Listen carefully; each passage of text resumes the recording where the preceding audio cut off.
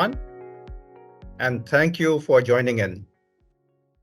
Most organizations have taken varying measures towards cybersecurity. Today, we will discuss a holistic approach to cybersecurity, a risk and compliance-led approach. I am Jay Shah, Head of Cybersecurity at Robosoft. In my career spanning over 3 decades, I've helped leading organizations around the world excel and extend their competitive edge.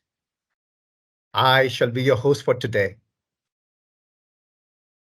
Joining me for this webinar is Nazi Murad, Director of Cybersecurity with over 20 years delivering cybersecurity solutions to leading US organizations.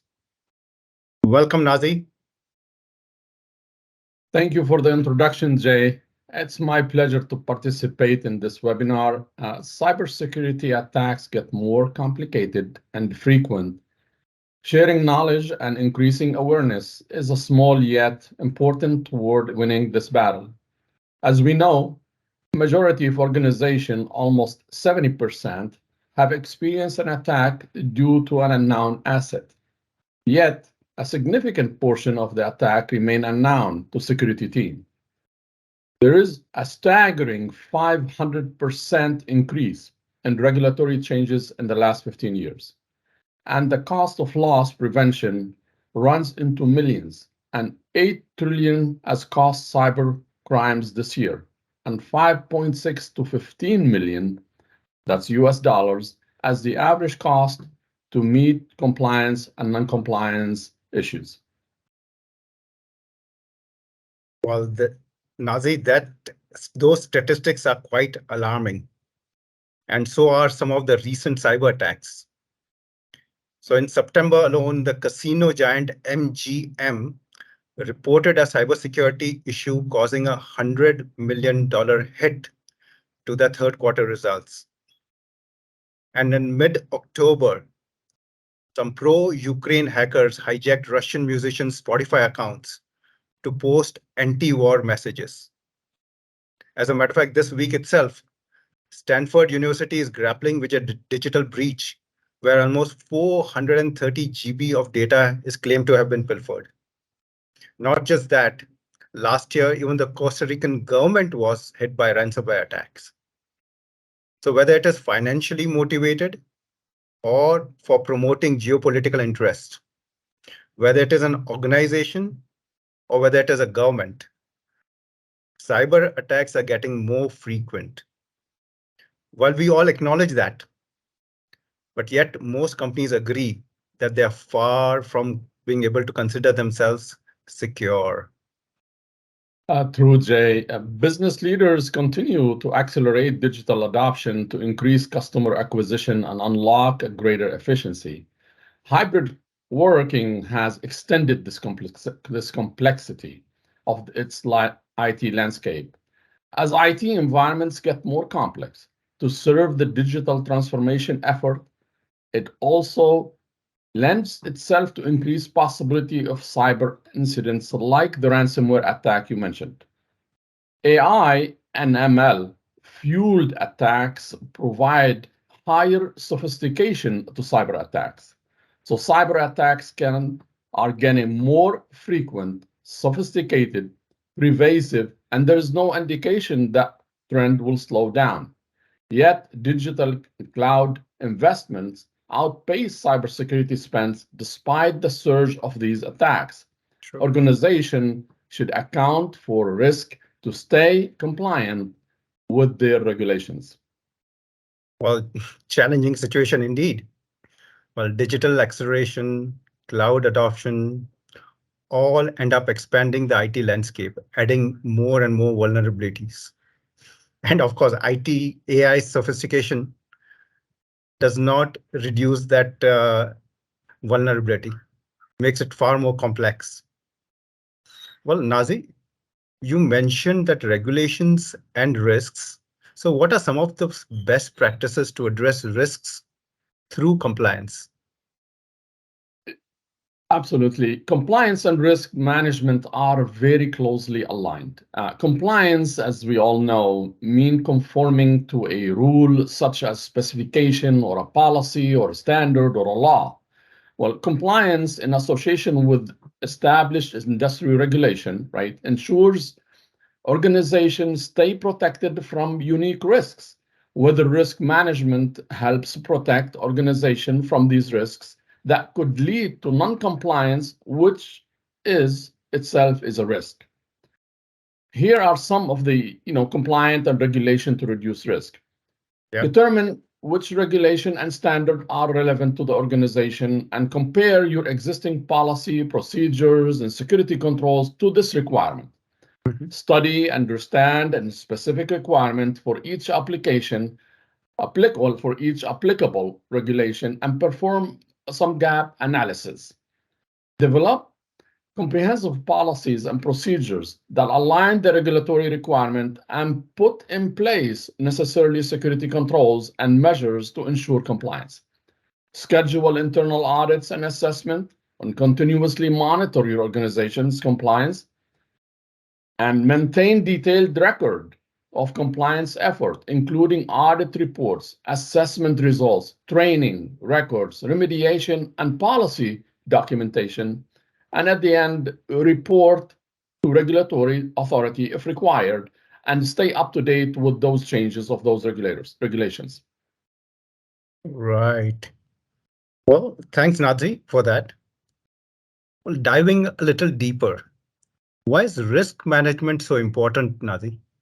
And what are the key components that an organization should look at as part of the risk management program? That's a good point. As we all know, Jay, risk is the possibility of something bad happen, right? But just because something may happen doesn't mean it will. Effective cybersecurity risk management programs are essential for protecting against threats, managing risk, monitoring risk, enforcing regulatory and compliance requirement, and driving transformation. To manage cybersecurity risk, organizations should follow the risk lifecycle, which includes identifying the risk and threats, assessing the risk, responding to risk, and monitoring and reporting to the risks. Risk management has become absolutely vital for the organization to protect their critical assets and ensure business continuity in today's threat landscape. Key reason why managing cybersecurity risks is essential include protecting against rapidly evolving threats that can lead to data breaches, infrastructure damage, financial or reputation loss, meeting legal, regulatory, and compliance demands for cybersecurity preparedness, or enabling informed decisions on security investments aligned to organization risk, and maintaining resiliency of critical operations and services. Some core components of the risk management programs involve establishing organization cybersecurity policy and risk appetite, inventorying key assets and data, conducting ongoing assessment and vulnerability threats, quantifying risk and impact and likelihood, and implementing controls and safeguard to reduce risk, monitoring status of those effective mitigation, maintaining response, continuity, and recovery plans. As cybersecurity accelerate, companies will need to continue assess gaps, train their employee on cyber safety, monitor third party, implement security and privacy by design in any new products or services they publish. Absolutely, Nazi. We do come across situations where policies and SOPs are not well defined, which make implementation of tools very challenging. We've also seen that risk appetite is essential in order to determine what exactly should be protected and where exactly should you direct your spend. And accordingly, the need for an inventory of key assets as well. So thanks for that, Nazi. And maybe this is the right time to have a poll. Can we just have a quick poll, please? Uh,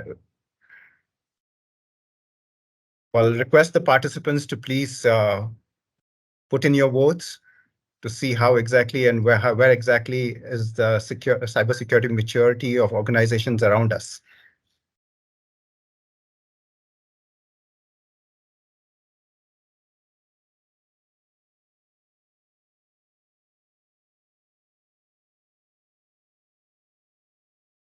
Interesting. So we do see that many organizations, the answers are yes is 64%, no is almost 36%. Well, so the risk management strategy, well, I'm really happy that almost 64% of them do have a risk management strategy and are familiar with that. So that's fantastic. But yet, so it just underscores the importance of having this risk management strategy and how that will form a foundation. So let's just take that a little forward. So Nazi, one of the recent surveys with CIOs of leading organizations revealed that the top priorities are to strengthen collaboration between IT and business, to upgrade IT and data security to reduce business risks, and to improve customer experience. So as we can see that cybersecurity is already accepted as a priority by CIOs. And CIOs have also been able to secure budgets for that. The question then is, how can one ensure that those spends will deliver the highest ROI in protecting your organization? The time has come for a very systematic approach to ensure cybersecurity framework is comprehensive and covers all bases. Enterprises face the challenge of developing a comprehensive cybersecurity strategy to prevent cyber threats and safeguard their infrastructure and digital assets. Most companies have taken preliminary steps of implementing firewalls, antivirus, anti-malware, and the like. However, these ad hoc measures provide some degree of defense, but cannot guarantee complete fortification, right? Cloud adoption has extended the organization boundaries. Operation technologies, which include equipment on the shop floor, are getting connected, thereby increasing the attack surface. Machine and IoT identify are growing, so growing at rapid pace, actually. It's necessary to adopt a systematic approach in defining a cybersecurity framework for the organization and implement measures to build a robust environment for the organization. Well, it's interesting, Nazi, you mentioning the OT aspect and how intelligent equipment and IoT devices are increasing the attack surface. One of our clients, interestingly, had almost 500 machines, equipment on the shop floor, being controlled by Linux machines. And some of those Linux machines had versions which were not upgraded since 1998. As they decided to get these machines connected for remote monitoring and analytics, unrealizingly, it added an additional layer of vulnerability to the entire IT environment. And these kind of cases are not few. So with the IoT devices growing at an exponential rate, the OT space needs as much attention as IT. So Nazi, since cybersecurity is a priority for CIOs, and they're also able to secure funding for it, what approach should we help them increase the ROI on the security spend? Jay, the right approach involve a combination of key elements, right? First, what need to be done, start with a maturity assessment, which include, assessing current measures, policies, procedures, security coverage, among others.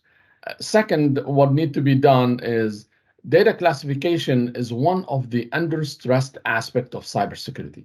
Data classification helps direct our cybersecurity spend to a higher ROI. If there is a set of data protecting with more expensive than the value of the data itself, why would you want to spend the dollars or cybersecurity dollars on that? It would be better to use that investment to build a stronger defense for your critical data, or what everybody call almost crown jewels. Well, I agree, Nazi. So to be able to maximize the ROI by directing your spend towards what matters the most. Well, talking about data classification, as we know, the amount of data that is getting generated annually has grown year over year since 2010. In fact, it is estimated that almost 90% of the world's data was generated in the last 2 years. How would that affect an organization's risk management strategy, Nazi? Good point, Jay. Data classification should be part of the risk management strategy. Assessing risk is in all your data will take a long time. That is why it's important to perform some data classification, which involving tagging the data to make it easier searchable and trackable. Performing data risk management assessment will help organizations develop a single source of truth for their data inventory.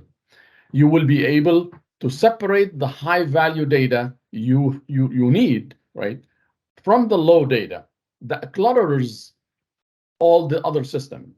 You will be able to map data flow and lineage of classify and tag easier and use artificial intelligence and other emerging technologies. Companies must govern, discover, and protect data they need, and only the data they need. Low value data not only create unnecessarily risk, it presents make it harder to locate and use high value data that you need and keep in mind. Let's keep in mind data security is data risk assessment are one-time effort, are not a one-time effort, excuse me. So data risk assessment are not a one-time effort, but it's an ongoing process that should be regularly reviewed and updated to adapt the evolving threat and business needs. Data that is high risk or sensitive need extra care. Always ask yourself the following questions to help lower the risk of the data breach or loss. Do I need to make a copy of the restricted data, right? Do I need to share the restricted data with someone else? Or how do I need to keep a copy of restricted data? So those three questions are critical. Makes sense. Maturity assessment is definitely essential to understand the organization's current state. And at the same time, data classification is essential for risk quantification. And both these, that is maturity assessment and data classification, are essential inputs for creating a cybersecurity strategy. Well, maybe at this, we'll take one more poll here.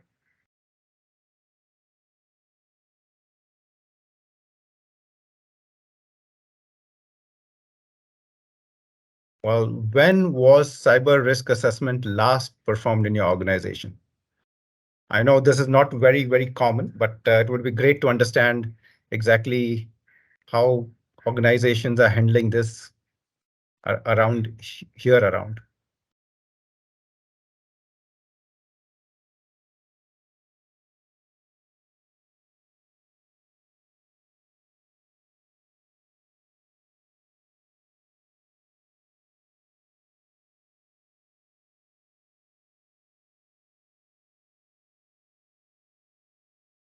Interesting. The results show almost 55% organizations have carried out the cyber risk assessment almost less than a year ago. It tells me two things. Yes, the attention to cybersecurity is growing. So the understanding of what your current risk posture is exists. Once you know this, what should be your next steps towards ensuring a completely secure environment? Well, that is something that we will discuss going forward. We have had 13 responses so far. Wow, 62% saying that less than a year ago. And interestingly, almost 15% have been doing it over a year ago. So the cybersecurity awareness has been around for a while. All right, well, thank you very much for participating in the polls.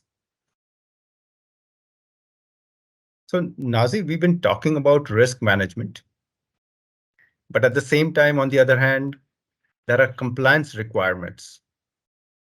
So how does risk management and compliance work together to strengthen an organization's cybersecurity posture? Well, Jay, risk assessment means different things to different people, right? Security professionals, police, judges, psychiatrists, school counselors all conduct tasks that describe as threat and risk assessment. These approaches are all predictive in nature, but very different. Organizations must have a clear understanding of their cybersecurity risks, which inform their compliance effort, and vice versa. It's a dynamic relation that ensures organizations are well prepared to protect their assets, data, and reputation while adhering to a legal regulation and requirement. Stakeholders are expecting risk management to provide insight on what went wrong in the past, an accurate and real-time view of what's happening now, and confidence with information on what's going wrong, what's going to could go wrong in the future. Risk intelligence has evolved beyond the use of risk indicators and management and program to focus on capturing emerging risk with the use of analytical tools. After the assessment, you will have to better idea of what cybersecurity controls are in place and where those vulnerabilities still exist. Then we analyze the current posture of your compliance standard and regulatory regulations in place. These standards often provide a structured framework of managing your cyber security risk effectively. They provide organization with a structured set of guidelines to follow, ensure they meet legal regulatory requirement. These standards offer a proactive approach to risk mitigation by specifying what needs to be done. Having said that, there are several standards that are emerging to guide organizations formulate their cybersecurity strategy. Okay, so just wondering if you can take that one step forward. You mentioned that standards often provide a structured framework for managing cyber risks effectively, and that several standards exist. Well, how can these standards be leveraged to create a cybersecurity framework for an organization? Can one simply pick a cybersecurity standard and initiate measures as per that standard? No, one single standard does not cover all aspects of security of an operation, of an organization. Let's take ISO 27001 or NIST or MITRE ATT&CK do provide a base. Depending on organization industry, there are also additional standard and regulations to comply with, like the pharma industry need to comply with HIPAA and high tech credit Yeah. card for banking and so on, right? While these framework or standard prescribe a general approach and control, it's essential to adapt the standard to fit the organization, right? After carrying out a maturity assessment of the organization, such a standard, along with the industry-specific regulations, are adapted to create a CSF or a corporate security framework for the organization. Once the framework is created, right, projects can be rolled out against the respective area discovered or set. Projects can be rolled, and so then has a foundation for their cybersecurity initiative. Such approach is a systematic and more likely to provide a comprehensive security coverage along with compliance. Excellent. So what we are right now saying is that, for example, leveraging an ISO 27001 to set up the CSF. Of course, this is the older version of ISO 27001, which prescribed almost 14 different standards. And we can adopt these standards for a particular organization based on their maturity assessment, based on that risk posture. and use those kind of inputs to create the cybersecurity framework specific to that organization. And once that cybersecurity framework has been created, then against each standard, we can roll out projects. And those projects will then, of course, we then need to decide which tools to implement. And those tools will then help us monitor all the different 114 controls as were prescribed earlier for these different standards. Of course, ISO 27001 has been updated and we'll be using the new standard going forward. So that's great input. But are we saying that this is the process that we can simply adopt for every organization? No, definitely, Jay, not. But your organization need to analyze and quantify a roadmap that fit their goal and mission, right? This include achieving compliance with regulators and auditors using scalable, manual, and automated compliance efficiency. Security and compliance program will be used to protect critical data and continuous improvement of processes, procedures, and tools. Choosing the right standard, adopting and adapting those clients organization are some of the starting points, right? And you mentioned ISO 27000 was, as an example, the 2013 version. One Yes. thing, as you mentioned also, Jay, that the ISO 27001 a 2022 release was in October last year, and Right. mainly impacted, replaced the 14 domains you mentioned to 5 themes, right? And reduced those 114 controls to 93. All organizations certified with the ISO 27001, they have until October right now, 2025, to transition to the new revision, right? So ISO 27001 certification sets exacting standards that must be rigorously documented and continually maintained.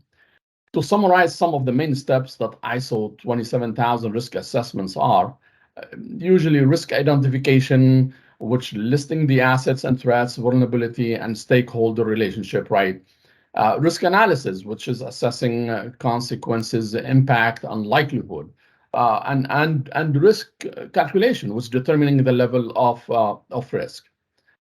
And risk evaluation, accepting. At the end, risk evaluation means accepting the risk on criteria or not, you know. Well, so once we decide to adopt ISO, say 27001, for example, and we adopt that to create a cybersecurity framework and start rolling out projects, you just explained that we need to pay attention to some of these additional areas like risk identification, risk analysis, risk calculation, and risk evaluation to create that very detailed cybersecurity framework. So once that framework is established, the controls will have to be monitored and managed. So how does one organization go about selecting the right risk management tool for each standard then? Oh, when it comes to risk management tools, there are several widely used options, right? Some of the, as per like Gartner Magic Quadrant, ServiceNow, Archer, Metric Stream, or IBM, and others, right? The right tool depends on the specific need of the organization, right? Some of the steps to follow in having risk management programs: first, recognize the risk environment, find the gaps. We repeat those. Establish a team and delegate responsibility. Increase the importance of risk management education and awareness campaigning. Put in place a risk management framework based on industry standard. Make a business continuity planning and incident response plan, including network security and installation of any necessary security software needed. It will also help looking at some of the, at the Gartner quadrant, as I mentioned, or the Forrester research report, to see the maturity of these tools and select accordingly to organization requirement. Well, makes sense, Nazi. So we go through the process of devising a cybersecurity framework. Then we go to the step of selecting the right tools to implement. While we are doing this, one extra thought here. Nowadays, companies have partners for cloud integration, or companies are working with SaaS applications, and so on and so forth. So how is this addressed? Jay, business need to consider the integration of those models you mentioned, right? Right. And threat and risk assessment, such like remote users, suppliers, partners, and customers, right? These blurred boundaries tremendously increase the risks. As greater reliance continue to be in place on third party to support critical business assets and capability, organizations are becoming more exposed to external risks that must be managed proactively throughout the third party management life cycle. Organization must be prepared for the impact of their business on organization and maintain resiliency. They need to understand their third-party risk by evaluating the operation resiliency of workforce, technology, infrastructure, operation, and incident response capability that will be needed to withstand those third-party disruptions. Organizations need to create a fit for purpose TPRM or a third-party risk management program that protects operation, brands, and reputation. With that, it would be a good idea to try to convince executives with following to follow the benefits of risk management framework, like demonstrate regulatory compliance to stakeholders, increase operation resiliency, realize the value of those new technology, improve cost, accelerate to market, optimize return on capital, and improve stakeholder confidence. And educate the executives on different options and how to treat risk, like risk mitigation, where controls are implemented, accepted by or accepted when tolerance level are accepted, or transfer by purchasing an insurance or outsourcing, or avoid it all the way, by discontinuing that activity.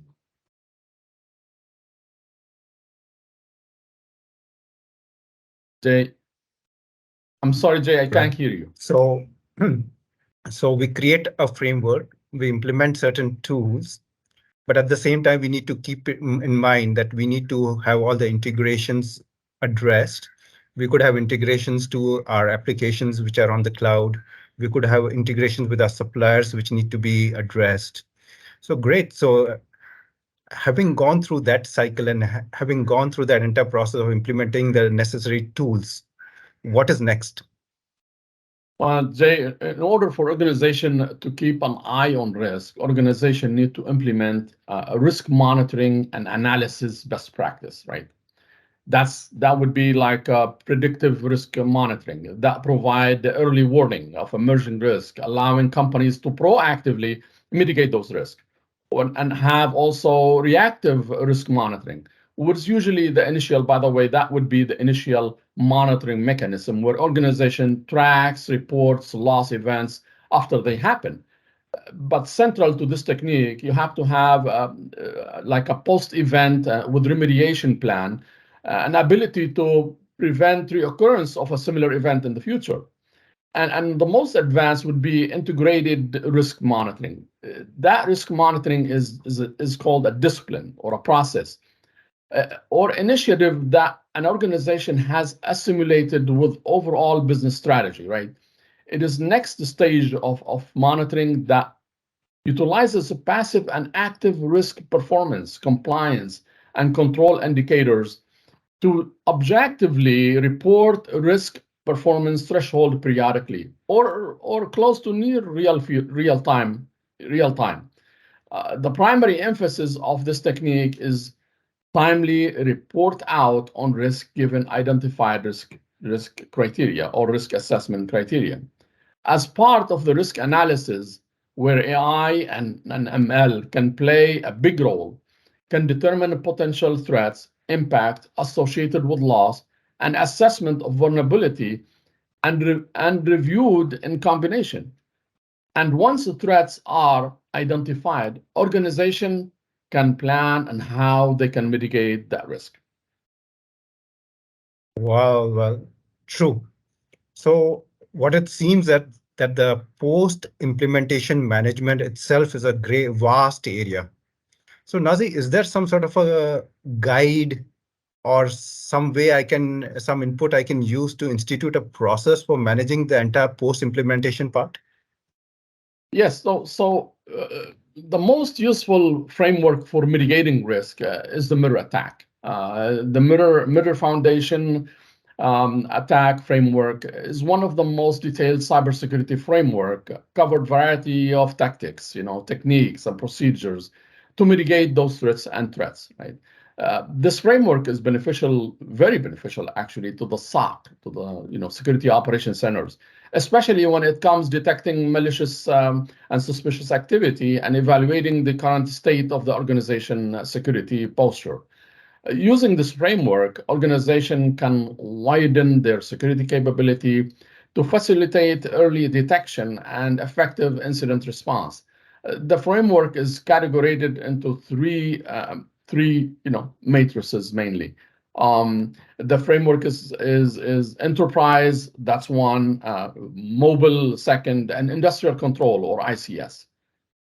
Yes, and that again is a very vast topic to discuss, but it's good to know the entire overall process as well of implementation as well as post-implementation.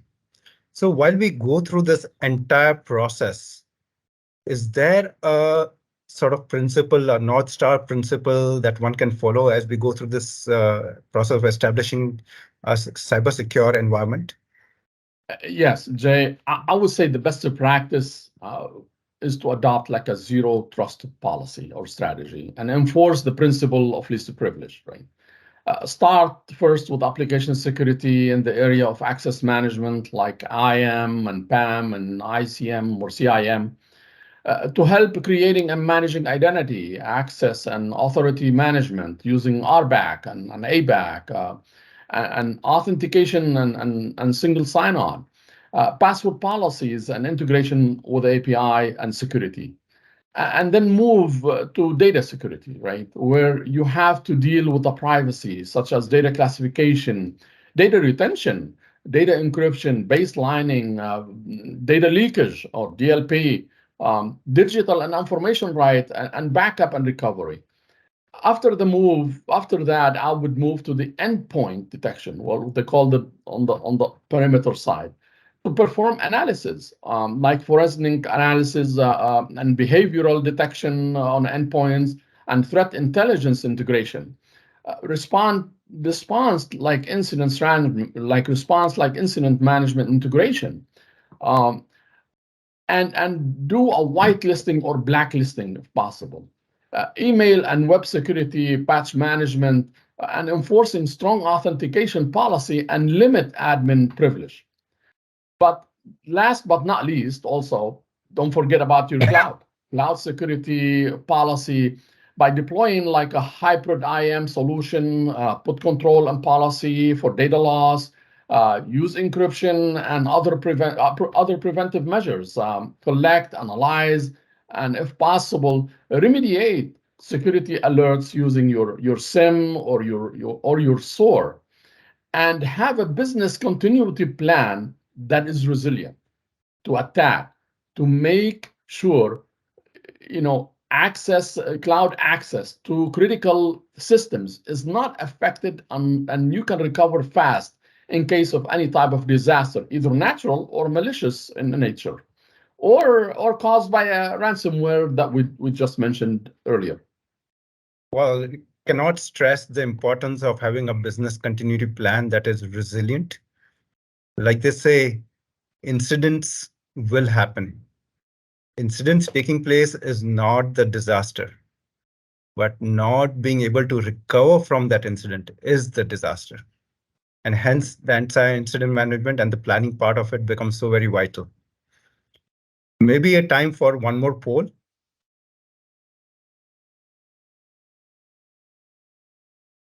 What areas of cybersecurity are most concerning to you? Well, let's see how that pans out?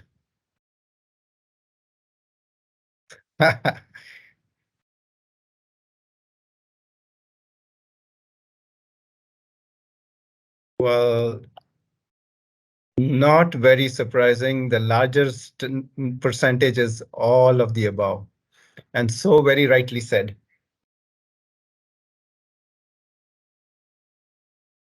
So, well, as the percentages keep changing, all of the above continues to be the highest percentage. And for a comprehensive cybersecurity, yes, all of these need to be addressed in a comprehensive manner. And so in today's seminar, that is exactly what we were looking at. We started with understanding how digital acceleration, AI, ML, especially the operational technology, OT part, as well as integrations with your suppliers, your partners. These are all constantly expanding the attack surface. We also discussed the risk-based approach where we talked about maturity assessment, which is very essential to understand what is your current posture, as well as data classification, which will allow us to do the risk quantification. And these will be inputs for formulating your cybersecurity framework. We looked at different standards and how we could adapt those standards to create a cybersecurity framework and then start rolling out projects against that framework. We also briefly touched on how we can go about selecting various tools for implementing those projects. And we also discussed about some post-implementation activities. I hope that was very helpful to all the participants. And thank you very much, Nazi, as well. We shall now open up the floor for questions. Thank you, Jay.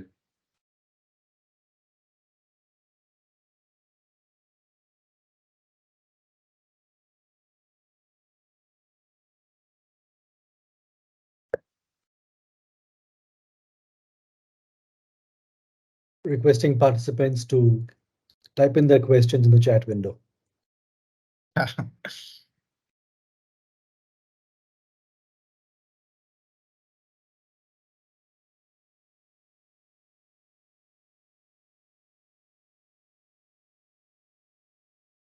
Okay.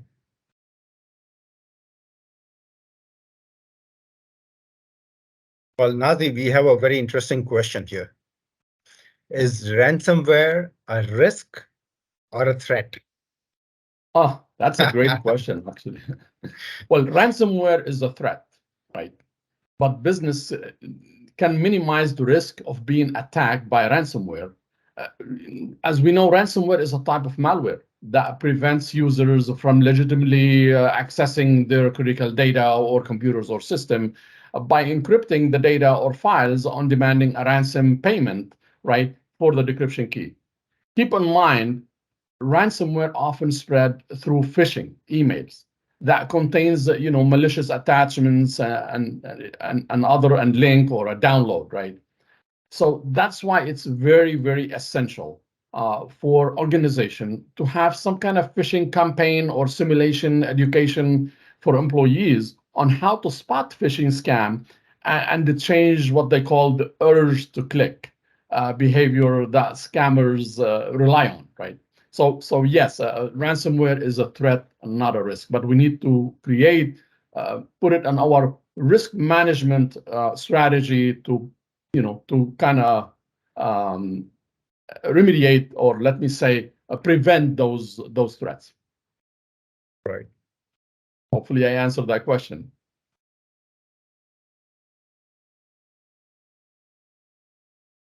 Well, as the questions come in, okay, there's one more. How is IT governance related to IT risk management? Okay, that's also an excellent question.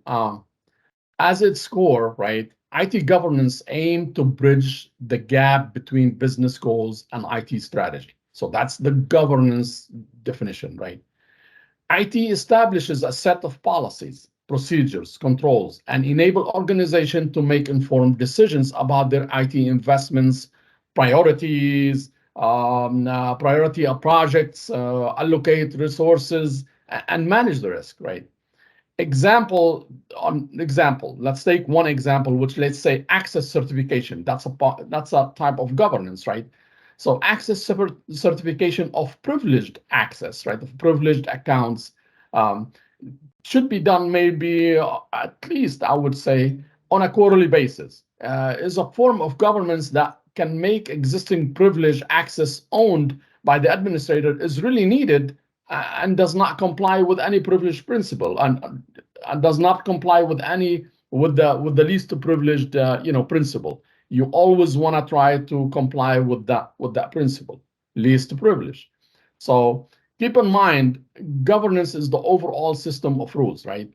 Practices and standards and guidelines to the business, which risk management is the process of identifying potential hazards to the business and acting to reduce or eliminate any financial impact. So it's important to understand that governance, what it is and what does it do, and how you can deal to eliminate any financial impact to the company. Hopefully got that right too. Jay, you're on mute. There's one more question. Yes, one more question. Can ransomware happen in a single click, single user? Or does it take time for a malicious virus to penetrate and spread through the entire network and access critical files? Typically, how much time does it take for a ransomware to take control of the entire server system? Well, definitely. I mean, if you think about how ransomware works, right? As we said, it's a really a malware. So one click is usually good enough to really get the data needed to the malicious users trying to get that, right. Once that is done, it's done. It's too late. That could take sometimes minutes or even hours. In the MGM, I think that we saw the ransomware in the MGM we mentioned earlier. I mean, it happened like within hours over and encrypted all the data and asked for a huge uh, Ransom. money. So Yeah. so yeah. Did I answer that question, or Jay, you want to add anything else? No, that's absolutely right. The entire attack took less than about an hour, and knowing the complexity of MGM's entire landscape, 1 hour is rather quick. Right. And the kind of ransomware that has been asking for is almost $100 million, which tells you that the quantum of data it was able to encrypt within that short 1 hour is extremely large. It has almost crippled that organization. So you're absolutely right. So you're right. Sometimes it can take minutes, sometimes it can take hours. The trick is that do you have controls in place to be able to identify such, and are you able to limit the damage? So there are Right. different steps one can take to limit those damages, and that should be part of one of your implementation considerations.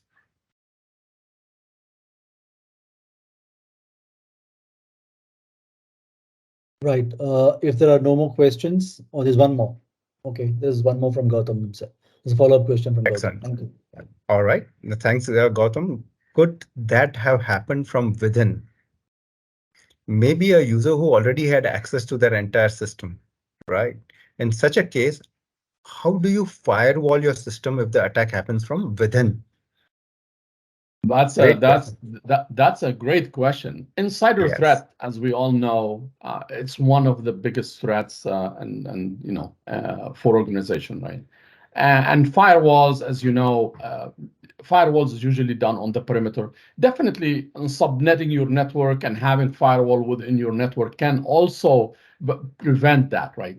By creating tiers inside your data, where you can have what they call red tier, yellow tier, or green tier, and so on. By doing that, you might be able to limit the exposure or the attack to a certain area, and hopefully your critical data and your critical systems are way deep in the tier, so it would not be reached, and your data would not be encrypted, and then they ask for ransom to order to give you the decrypted key.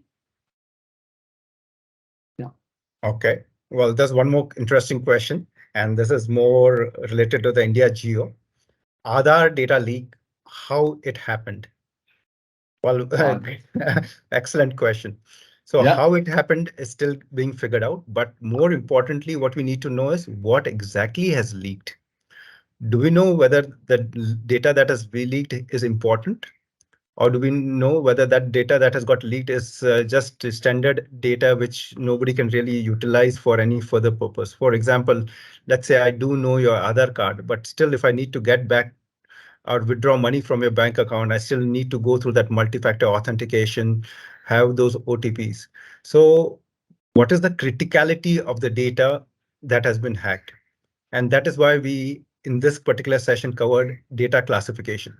Data classifications imparts importance to the data. There'll be a huge amount of data an organization can have. For example, my employee name, employee number. If somebody hacks that, that is not going to create any risk for the organization. That is why we go through this entire process of risk quantification. And risk quantification is specifically the amount of money you can lose in case that data gets hacked. If we realize that the amount of data that's getting hacked is not going to create a risk, or let's say, to give you an example, it creates a risk of say $50,000. And let's say, for instance, we realize that this kind of hack, the frequency of such this kind of hack can be twice a year. So we tend the risk that is generated is almost close to about $100,000. Now, if my total cost of protecting that data is $150,000, then why should I spend my cybersecurity spend towards that? And that is why this entire process of carrying out the maturity assessment, doing the data classification, doing the risk quantification are essential steps in the creating the entire cybersecurity framework. Yeah, one thing I would add, let me say for data leakage, that can be done about it is what they call anomalies or UBA or user behavior analysis, right? A lot of these things can be detected with the third-party risk management program if you have also. Those things, having a good SIM solution that can detect those anomalies or those unusual behavior, and somebody doing a select of asterisks from a database and taking this data and use it somewhere else, right? So these kind of things can be detected. That's why having some predictive or proactive risk management monitoring solution will help. So just to add, that's one of the things you can do to prevent any data leakage.